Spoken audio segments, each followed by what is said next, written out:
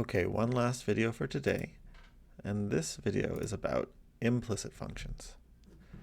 So all of the examples of functions that we've seen so far are of the form y is equal to f of x.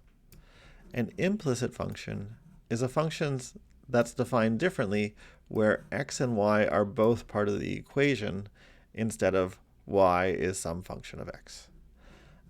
You can learn more about implicit curves here through this Wikipedia link. We have actually seen this in our class before. Here's the equation of a circle. X squared plus y squared is equal to r squared. As we change, where did it go? Oh, it's not. There we go. As we change the r, that's going to change the radius of our circle. And you'll notice this is not something that's of the form y is equal to some function of x, because the x's and y's are here on the left side of the equation. Here this is just a number. And so this isn't of that form, y is equal to f of x. So you'll notice here that we could play around with the x's, we could play around with the y's, and the thing that's different about an implicit function is that in a function, in a standard function, you plug in a value of x, you get one value of y. In this example, you can plug in a value of x, like 0, and you get two different answers for what y is. So that gives you a much broader set of shapes that you can make with implicit functions than you can make with standard functions. So let's look at some examples of these.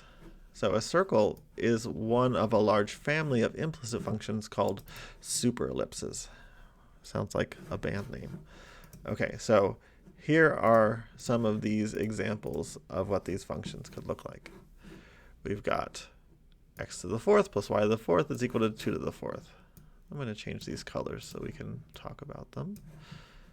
Green, blue, purple. Okay, so red here on the outside, this is the shape x to the fourth plus y to the fourth is equal to 2 to the fourth. This orange one is a circle. This is x squared plus y squared equals 2 squared.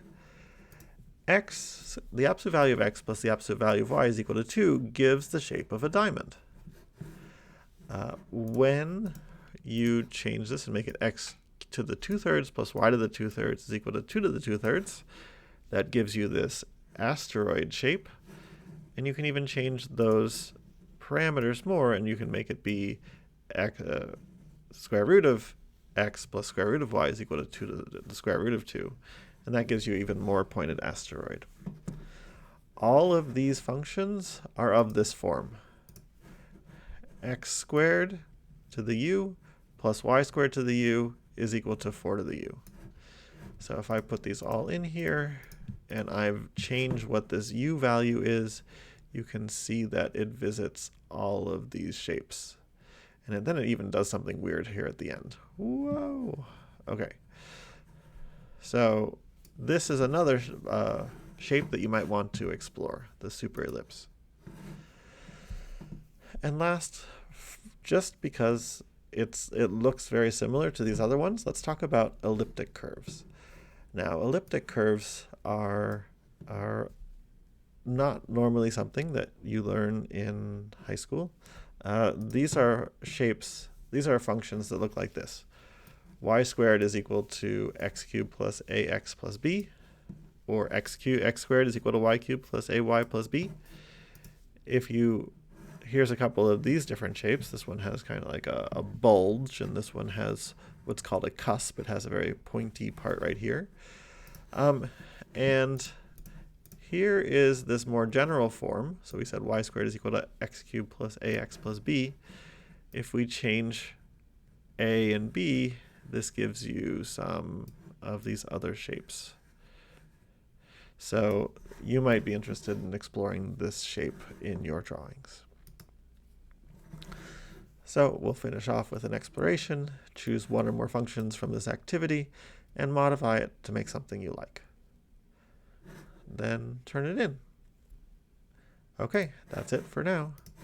See you later.